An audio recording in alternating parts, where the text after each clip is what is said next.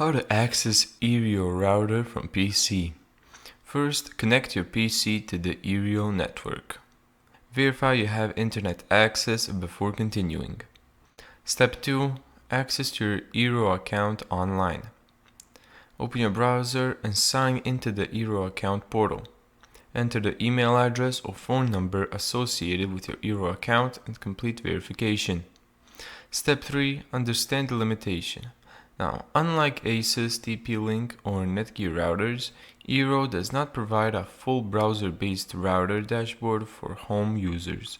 Network settings, port forwarding, guest networks, device management, and most other features are handled through the Eero app. So step 4 is install the Eero app. Install the Eero app on your Android or iPhone. Sign in with your Eero account and select your network. The app is the primary tool for managing Eero systems. And then use a PC workaround. You can do this by installing an Android emulator such as BlueStacks, as I have right here. Once you download BlueStacks, simply open it, then go to the Play Store, and then find the Eero app, and then download it. This is a common workaround because Eero is app first. Thank you so much for watching this video. If you found this tutorial helpful, make sure to give it a thumbs up and subscribe.